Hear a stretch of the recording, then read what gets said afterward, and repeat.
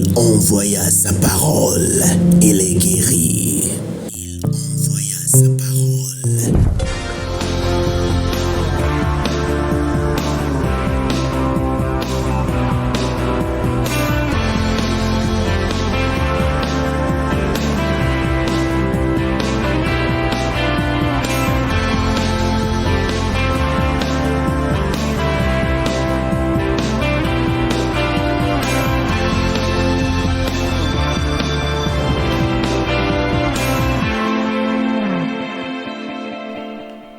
Avec notre série sur la nouvelle naissance.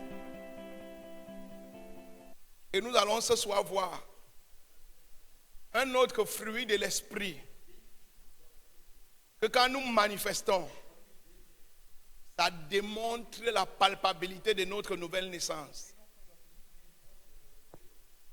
C'est une preuve que nous portons Dieu et que la vie de Dieu est en nous. Vous savez, je vous ai dit ici, quand nous parlons de nouvelle naissance, ça n'a rien à voir avec l'église où tu vas.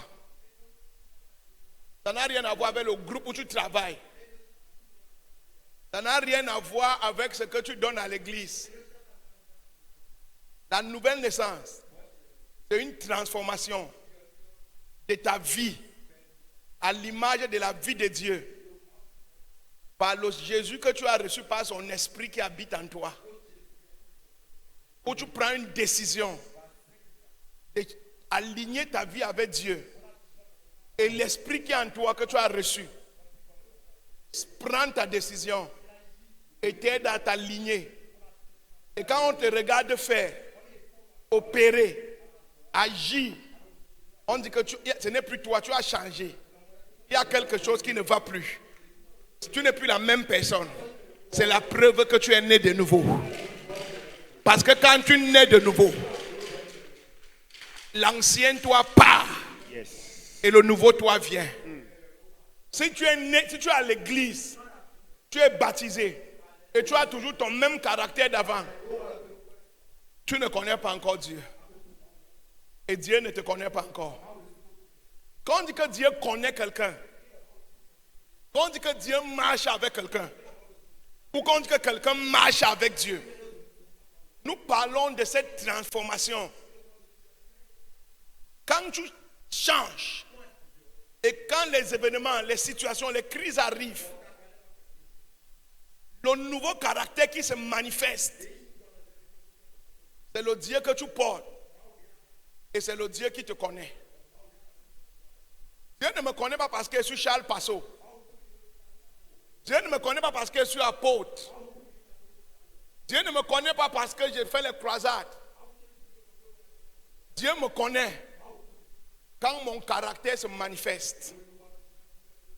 Quand on dit que j'ai marché avec Dieu, ce n'est pas le nombre d'églises que j'ai fait, mais c'est le comportement de Dieu que j'ai eu au cours de ma vie. C'est cette transformation dans les situations qui est la preuve de ma marche et de ma connaissance de Dieu.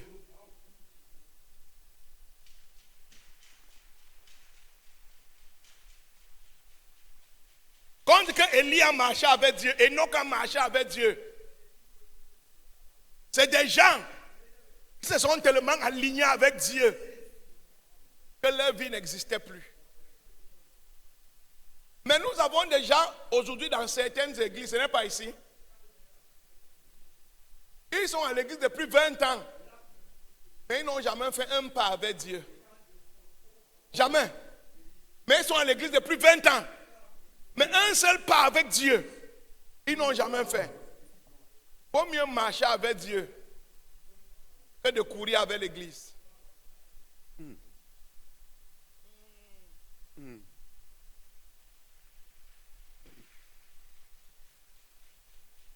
Maintenant, demande à ton voisin, est-ce que tu marches avec Dieu? Est-ce que Dieu te connaît? Non, moi je suis un homme de Dieu, je suis un serviteur de Dieu, je suis une femme de Dieu, je suis une femme à l'église, je suis un homme à l'église, je suis une tante de l'église, je suis un oncle de l'église, je suis un cousin de l'église, je suis une tante de l'église, je suis une mémé de l'église. Mais est-ce que tu marches avec Dieu?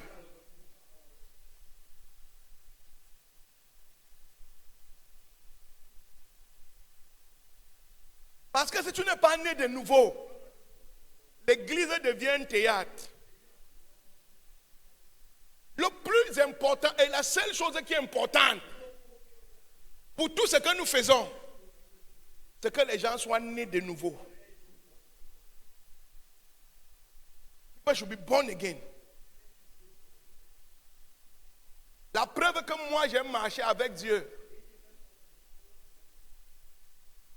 ce n'est pas le nombre de malades que j'ai guéris.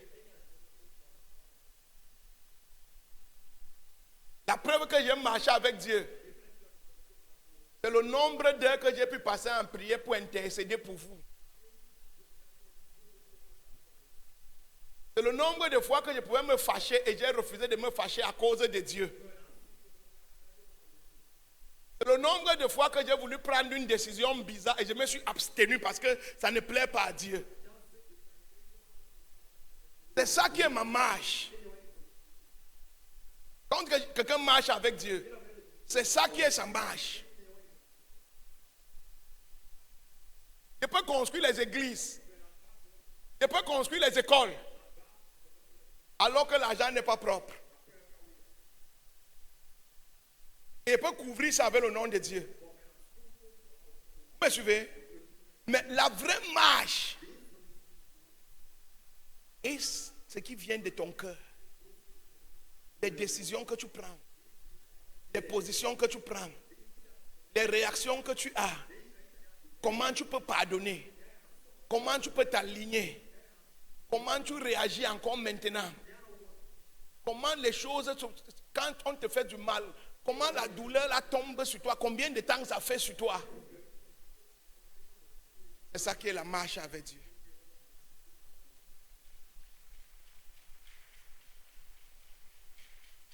Quand quelqu'un marche avec Dieu, non, mon église n'est pas de ce côté.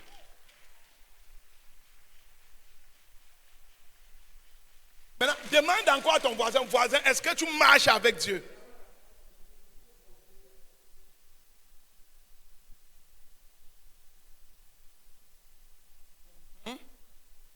C'est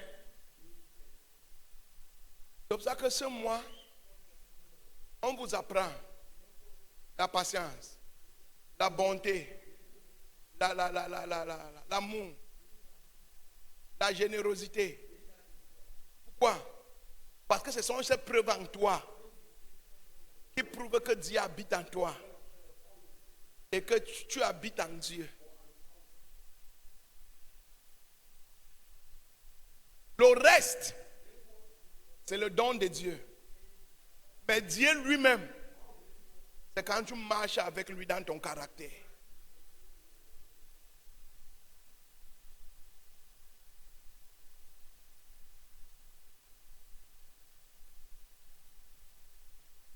Dis prophesy, papa.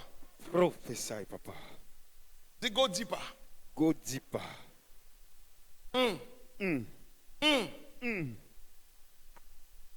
Il dit aux gens qui prophétisaient, qui faisaient les miracles, les guérisons. Il dit, je ne vous ai jamais connu. Il dit, arrière de moi, vous qui pratiquez l'iniquité, je ne vous connaissais pas. Nous, on a prophétisé, on a délivré, on a guéri, on a évangélisé, on a organisé les croisades. Dieu dit, ah bon? Il disait oui. Dieu dit, mais je ne vous connaissais pas. Je ne vous ai jamais connu. Mais quand il priait, Dieu les répondait. Quand il jeûnait, Dieu les répondait. Mais au dernier jour, Dieu dit que je ne vous connaissais pas.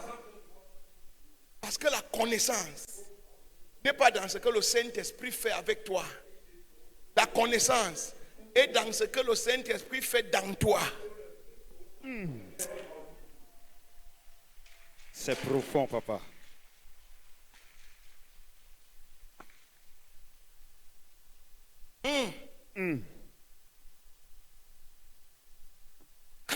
je suis né de nouveau. Ça doit se voir. Et une chose qui permet que ça se voie, ou un critère qui permet que ce soit vu, c'est quoi? La tempérance.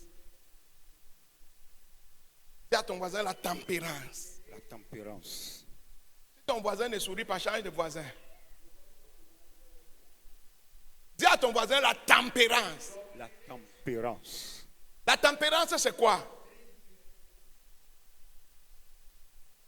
La tempérance, c'est ta capacité à t'abstenir face aux attaques,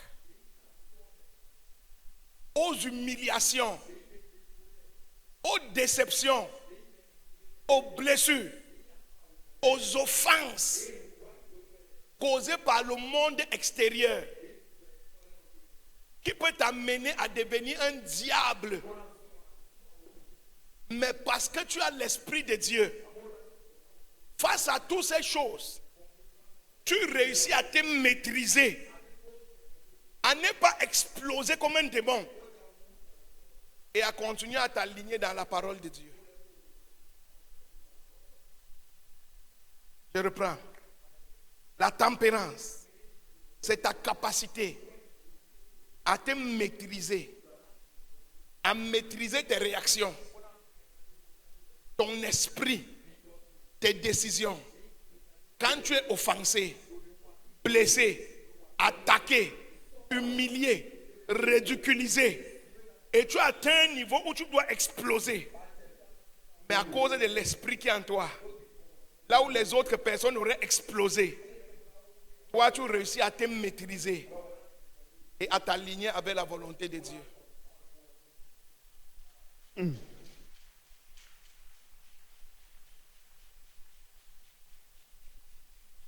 Dieu dit, la raison pour laquelle les gens sont colériques, explosifs, amers, deviennent destructeurs, deviennent des incarnations des démons, c'est parce qu'au fond d'eux, ce n'est pas moi qui vis là-bas. C'est parce que ce sont eux qui se sont sentis humiliés, qui se sont sentis blessés, qui se sont sentis offensés. Mais c'était moi qui vivais en eux, je ne serais pas blessé. J'aurais pardonné. Mais comme ce sont eux qui vivent dans leur corps et que ce n'est pas moi qui vis dans leur vie, c'est pour ça qu'ils n'ont pas de tempérance.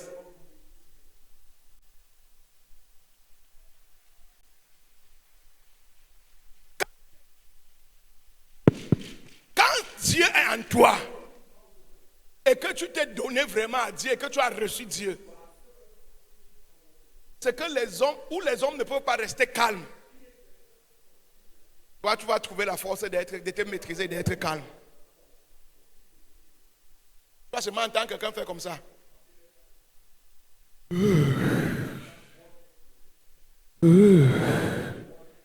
Là où d'autres personnes seraient devenues fous. Quand tu atteins ce niveau, c'est la preuve que il y a quelque chose qui est mort en toi. Et que Dieu a pris la place.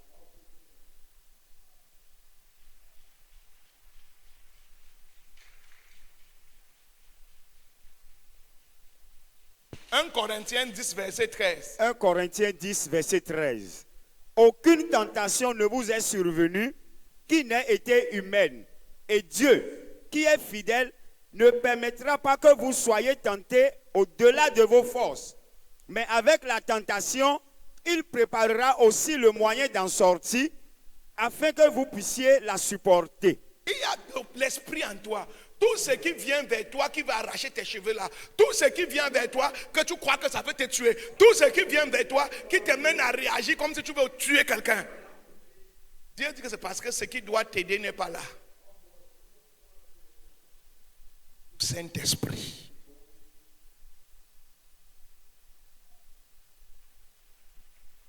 Tu n'as jamais vu un prophète, il prophétise de manière chirurgicale, il guérit avec précision.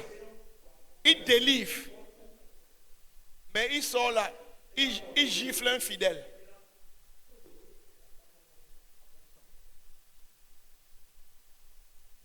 Le don est parfait, mais Dieu est absent.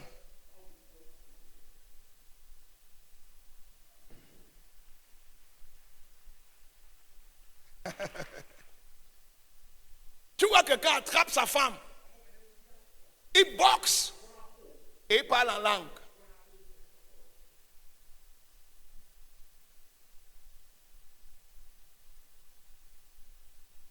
Il prend l'argent.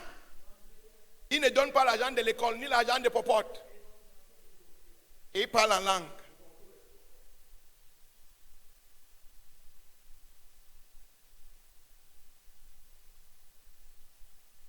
Quand tu es touché par Dieu, il y a des choses que tu ne peux pas faire. Et même si ça arrive que si tu fasses, tu vas vite te rattraper parce que Dieu ne va pas te donner la paix. Quand quelque chose devient une habitude, c'est la preuve que Dieu ne t'a pas touché.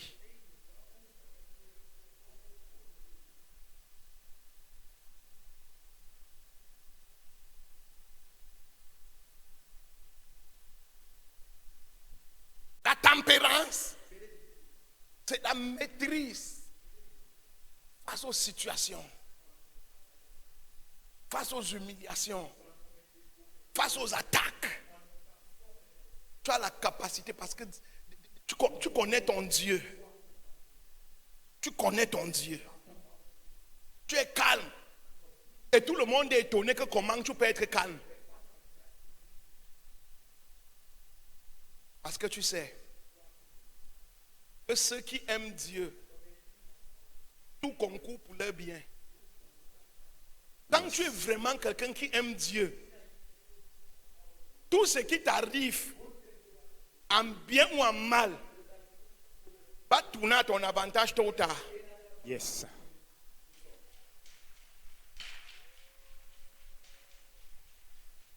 Peu importe ce qui t'arrive, on peut penser que ça va te tuer. Si tu es vraiment sincère, tu aimes vraiment ton Dieu, tu vas voir comment Dieu va retourner ça, transformer ça. Et ce qui devait être ton humiliation va devenir ton élévation.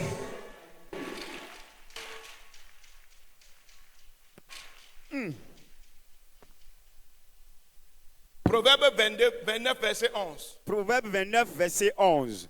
L'insensé met en dehors toute sa passion, mais le sage le contient. On n'entend pas. L'insensé met en dehors toute sa passion, mais le sage la contient. Donc, les gens qui sont impulsifs, colériques, découragés rapidement, qui deviennent amers rapidement, qui durcissent leur cœur facilement, qui prennent des positions rapidement, qui abandonnent rapidement, qui divorcent rapidement. La Bible dit que c'est les insensés. Le sage se contient.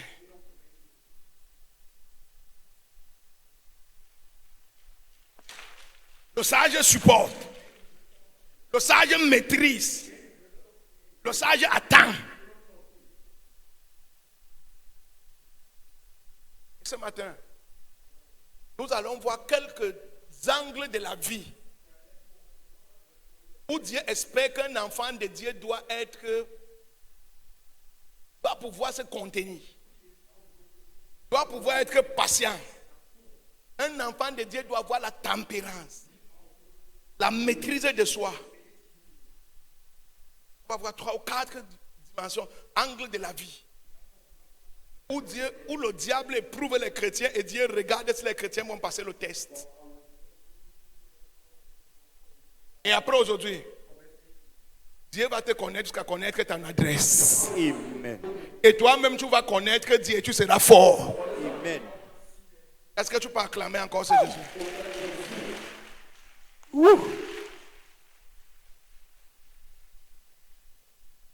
Le premier endroit où Dieu attend qu'un chrétien soit né de nouveau, c'est la colère. Anger. La colère. Le premier don que Satan donne à tous ses enfants, la première chose qu'il donne à tous ses enfants, c'est la colère et l'orgueil. La première chose que Satan donne à tous ses enfants, c'est la colère et l'orgueil. Et la première chose que Dieu attend que ses enfants aient, c'est la tempérance.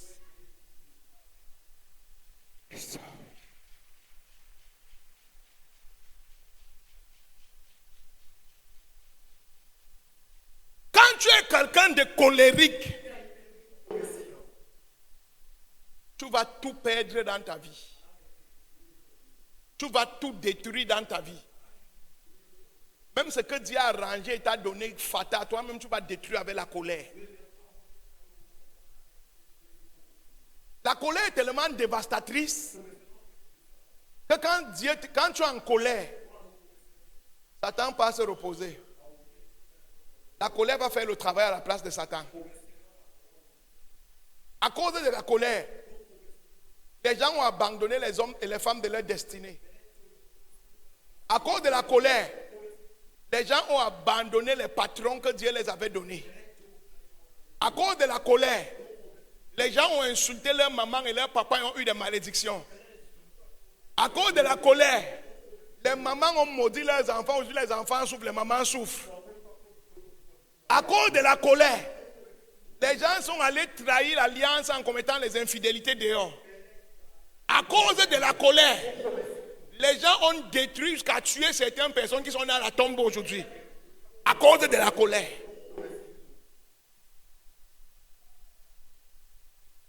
La colère est dangereuse. Et tu ne peux pas porter Dieu et porter la colère en même temps. Pour savoir que tu marches avec Dieu, c'est ta capacité à maîtriser ou à tuer ta colère. Le premier pas de la marche avec Dieu, c'est la maîtrise de tes impulsions et de ta colère.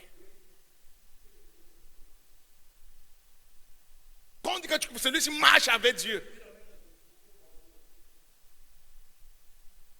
il y a des gens qui sont à l'église, mais quand ils se fâchent, même la couleur de leurs yeux change. Tu vois encore Satan dans leurs yeux quand ils se fâchent. Même Satan est étonné. Hey, c'est même pas celui-ci qui chante à la chorale.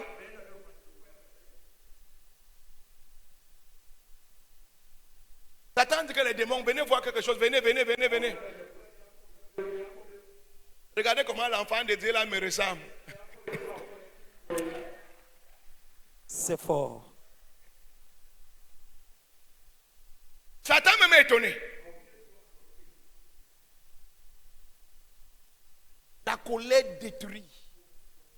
La colère détruit. C'est ça que Dieu dit que le soleil ne te couche pas sur ta colère. Peu importe la colère, que le soleil ne parte pas et revienne te trouver en colère. Parce qu'avant son retour, ce que tu auras fait, il va te falloir des années pour te rattraper. Vérité, papa. Il y a des frères et sœurs qui ne se saluent plus parce qu'en colère, un frère dit quelque chose. Jusqu'à aujourd'hui, il ne se salue plus.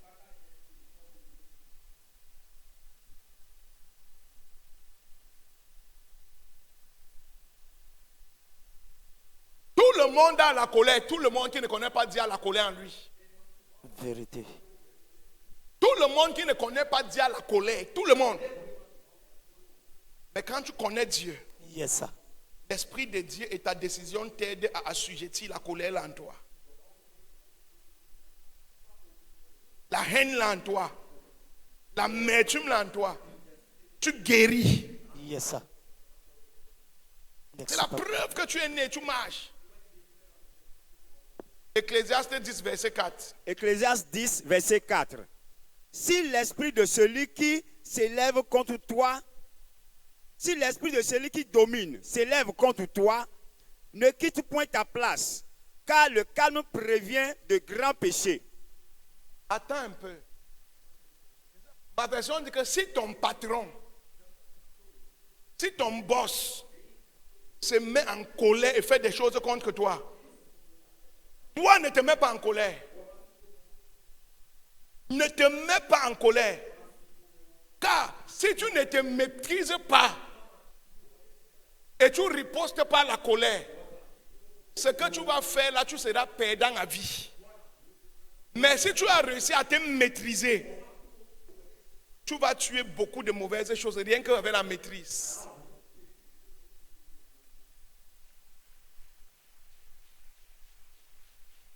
Tu vas anéantir tous les projets de Satan rien qu'avec la maîtrise de soi.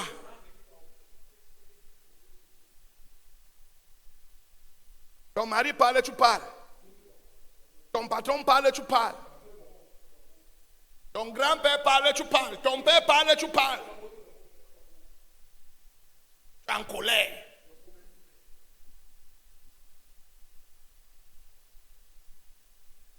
Si l'esprit de celui qui domine se lève contre toi, ne quitte pas ta place, ne démissionne pas, ne te décourage pas, ne réagis pas, n'abandonne pas, car le calme t'empêche de commettre de grands péchés.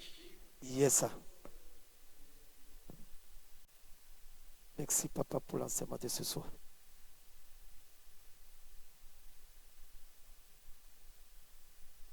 Donc la colère te fait commettre de grands péchés.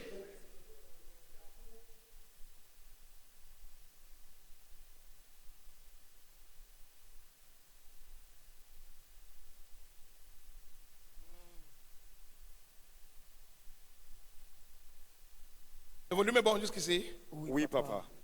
Ça délivre. Mon Dieu va nous délivrer tous. Amen. Nombre 20, verset 11 à 12. Nombre 20, versets 11 à 12.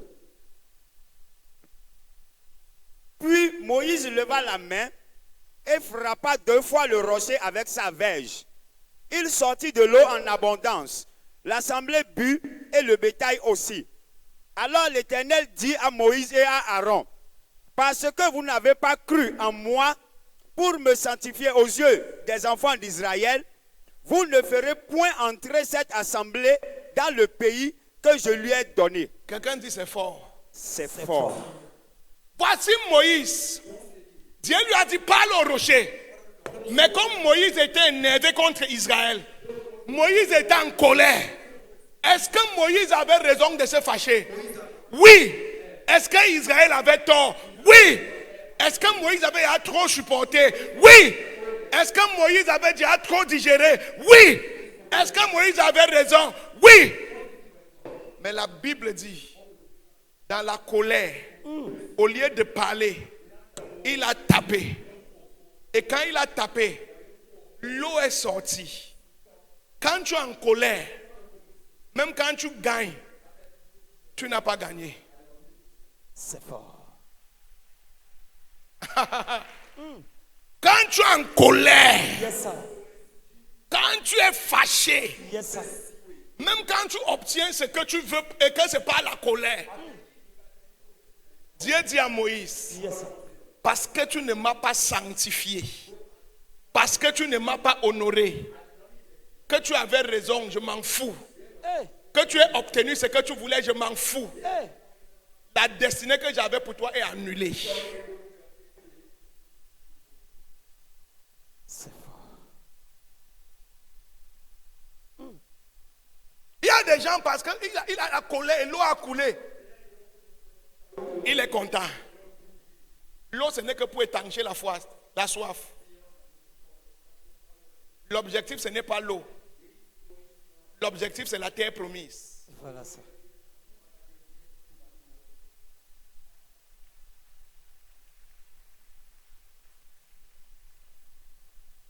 Ça veut dire quoi? D'après Dieu, quand tu veux te fâcher, quand tu as le droit même, quand tu as raison, le fait que tu te maîtrises, le fait que tu choisis t'aligner avec Dieu, C'est une preuve de foi et d'honneur à Dieu. Yes, sir. Il dit à Moïse que vous n'avez pas cru et vous ne m'avez pas honoré. Vous ne m'avez pas sanctifié. Il avait raison. Et il a eu ce qu'il voulait. C'est ce que je voulais te donner. Mais la manière avec laquelle tu as eu ça, ça ne m'honore plus.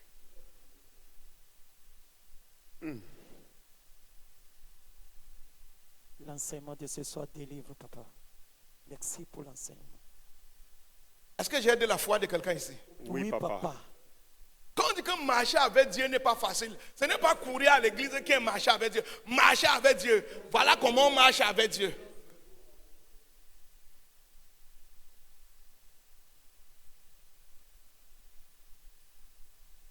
J'enseigne où je perds ton temps. Vous enseignez, papa. That's how they walk with God.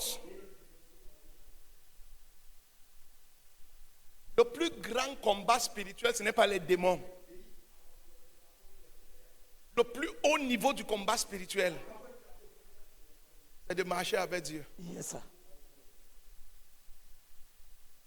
La plus grande guerre spirituelle, Yes, sir. c'est de marcher avec Dieu. Power. Tape les mains là 3 fois. Tape ça encore 2 fois. Moïse, après tout le travail, et je peux te choquer, Oui, papa. la Bible dit que sur toute la surface de la terre, il n'y a pas un homme aussi tempérant que Moïse. C'est Dieu même qui donne le témoignage de Moïse. Yes, sir. Il n'y a pas un homme aussi tempéré que Moïse sur toute la terre. Mais quand tu es tempéré, tu dois être tempéré jusqu'à la fin. Une seule prise de colère a détruit Moïse. Toute sa vie, il était tempéré. Mais une fois qu'il s'est mis en colère, une seule fois, la colère, c'est la colère.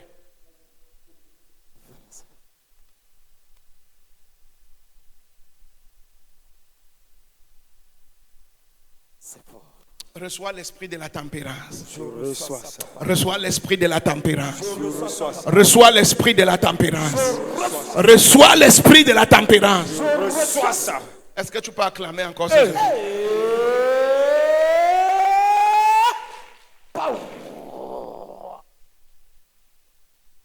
Le deuxième angle où Dieu nous attend et nous espère tempérant dans la vie et en marche avec lui,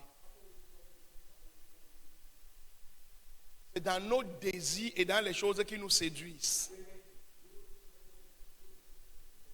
Nos désirs, c'est qu'on désire. Et les choses qui séduisent nos yeux. Dieu sait. Il y a des choses que tu veux avoir. Tu veux posséder. Tu veux toucher. Tu veux goûter.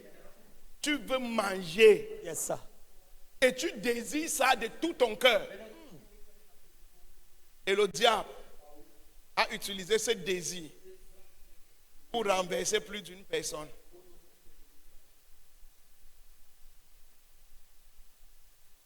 Quand l'esprit de Dieu en toi, tu reçois la capacité de désirer quelque chose, de voir quelque chose et de savoir que tu n'as pas besoin de ça pour le moment. Yes, sir. Woo. Le volume est bon ce soir, papa.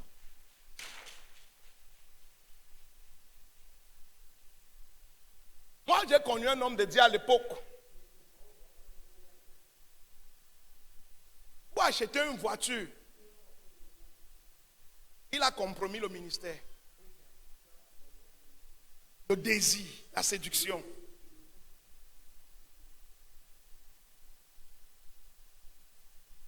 Tu as maintenant eu la voiture, où est le ministère?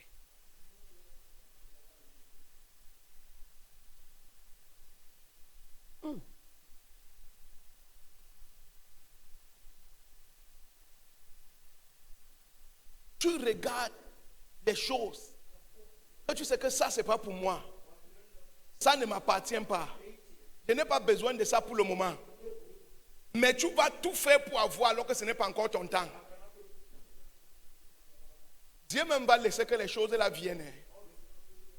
Il va laisser que les gens là viennent. Et il va te regarder pour voir si tu es déjà mort dans tes désirs et tes convoitises.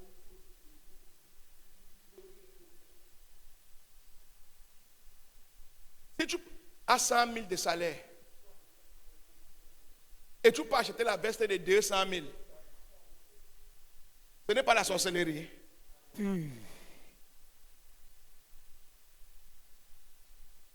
C'est la sorcellerie.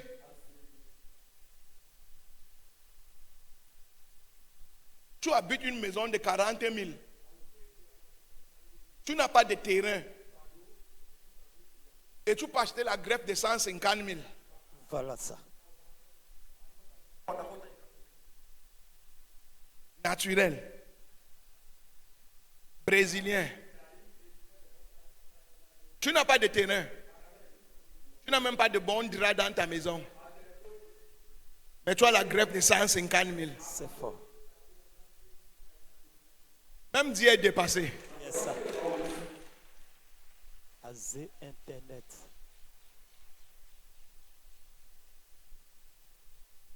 Vous savez, il y a des choses que quand tu les as, tu vends ta destinée pour les avoir.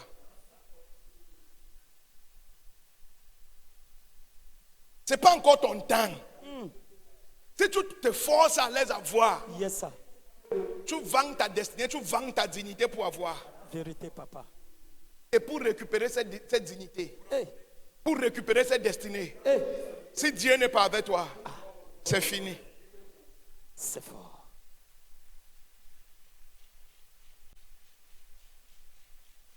Les gens qui regardent les choses, leur cœur commence à battre plus vite, le rythme cardiaque change. Il ne peut pas se contenir. S'il ne peut pas, il va voler. Quand ton temps arrive, Yes, ça. tu ne forces pas, les choses là viennent. Vérité, papa. Quand ça ne vient pas encore, ce n'est pas encore ton temps. Travaille, travaille, travaille, travaille, travaille. Hey! Pow! Come on, alléluia. Amen. Amen. Est-ce que j'enseigne bien ce soir? Oui, papa. Le volume est bon. Est-ce que j'enseigne bien ce soir? Oui, papa. Genèse 3, versets 6 à 7. Genèse 3, versets 6 à 7. La femme vit que l'arbre était bon à manger et agréable à la vue. Quelqu'un dit que l'arbre était bon à manger. Manger. Dis ça à ton voisin, l'arbre était bon à manger. L'arbre était bon à manger.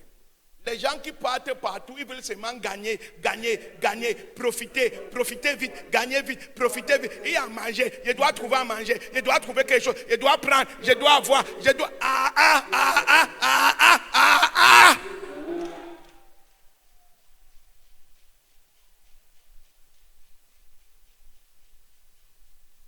Je t'ai enseigné ici.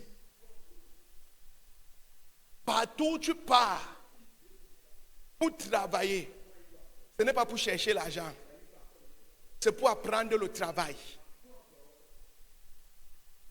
Et on n'apprend pas le travail en venant au travail. On apprend le travail en portant le travail de la personne comme c'était pour toi. Merci, papa. Ouh.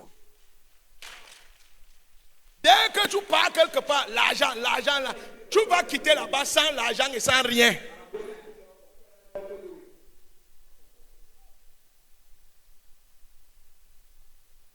Quand ils ont vu là-bas, ils ont vu qu'il y avait à manger. Il y avait à Manger. Il y avait à manger.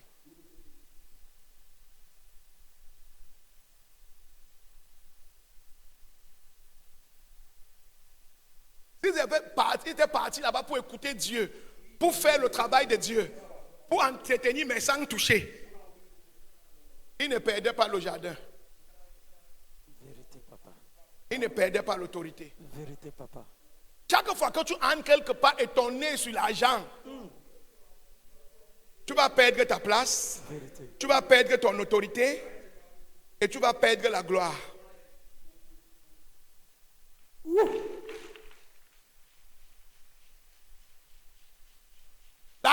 chose. Ils ont vu que l'arbre était beau.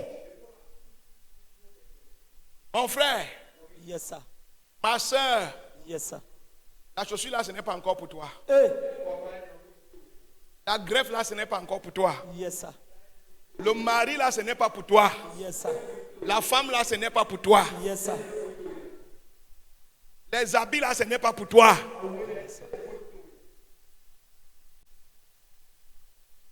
Travail. Rêve. Mais travail. Ne pas faire accrocher ton sac là où tu ne pourras pas décrocher. À cause de la greffe, tu couches avec ton grand-père. Voilà ça.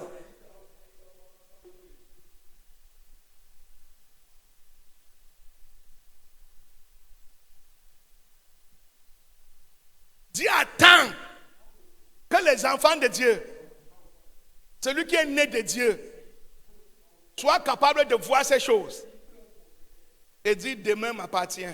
Merci, papa, pour l'enseignement.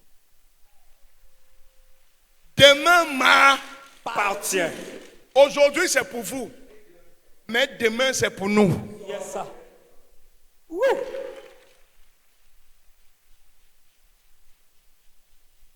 Donc imaginez-moi maintenant, je suis en train d'aller dans les croisades.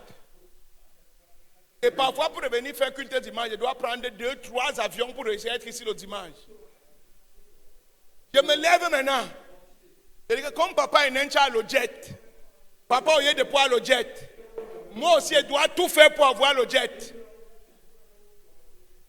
Je vais me retrouver dans les sectes.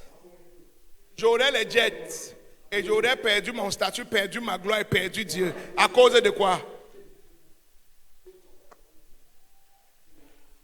Manque de tempérance.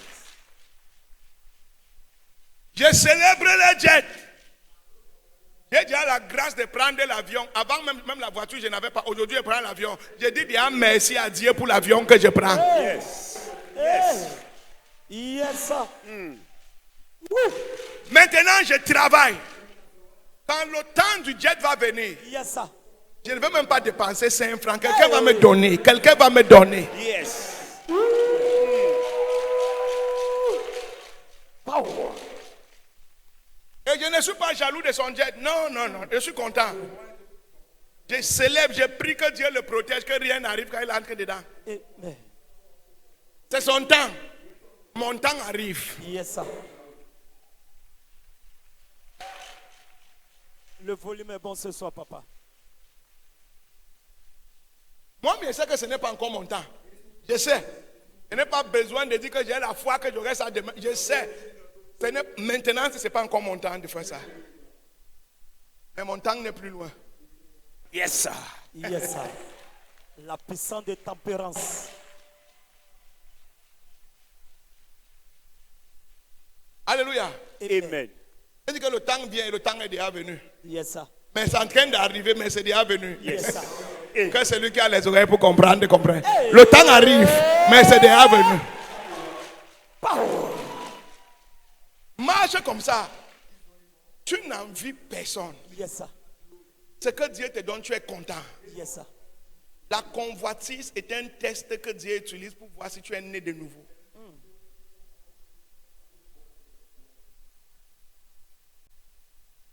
Le volume est bon ce soir. C'est quoi la différence entre la convoitise et la foi? La foi, c'est que tu veux quelque chose que tu n'as pas. Mais tu espères. Et tu fais des choses selon Dieu pour les avoir en attendant que ça vienne, en croyant que c'est déjà venu. Mais la convoitise, tu veux ce que tu vois avec tes yeux. Et tu fais tout ce que tu veux pour avoir. Manque de tempérance.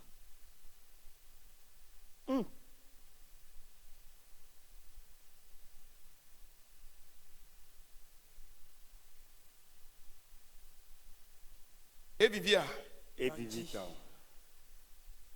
il ne faut pas qu'il titre le temps. Ok. On était au désir, n'est-ce pas? Oui, Oui, papa. papa. C'est le désir qui a tué Adam. C'est le désir qui a tué Samson. La séduction a tué Adam. La séduction a tué Samson. La séduction a failli tuer Abraham. La séduction a failli tuer Jacob.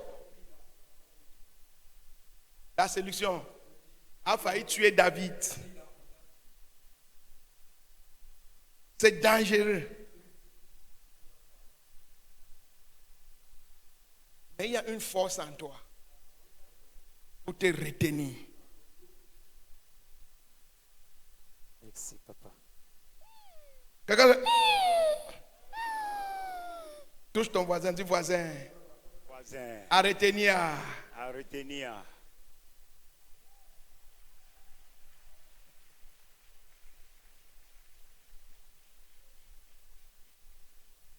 Alléluia.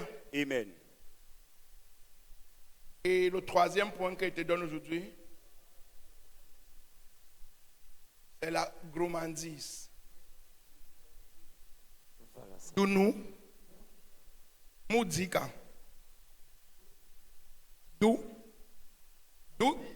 Dika. Les gens ont tendance à négliger ça. Mais Dieu évalue plusieurs personnes. Quelqu'un qui ne peut pas contrôler son ventre ne peut pas contrôler son esprit. C'est fort.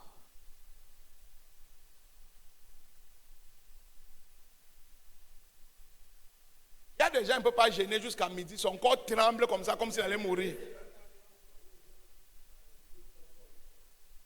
De 8h à midi, il ne peut pas. Il va commencer à te dire que je dois prendre les médicaments.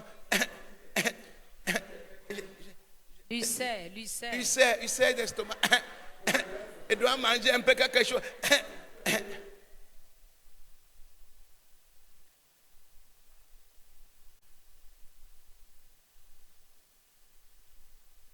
Tout homme qui porte Dieu doit être capable de jeûner, de s'abstenir, même si la nourriture est là. De voir la nourriture comme ça et de traverser. Yes, ça.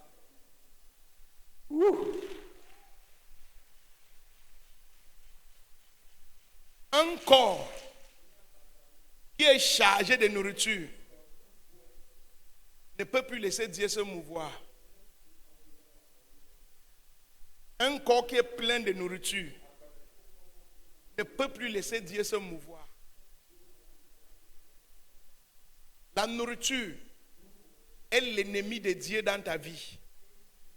Voilà ça. C'est pour ça, même quand Dieu donnait les nourritures aux hommes, il a spécifié le genre de nourriture. Et 90% des nourritures, ce sont les fruits. Parce que la nourriture alourdit ton esprit, alourdit ton âme. Ça te rend malade. Et ça te tue. 80% des gens qui ne vieillissent pas, ce n'est pas la sorcellerie, c'est la nourriture.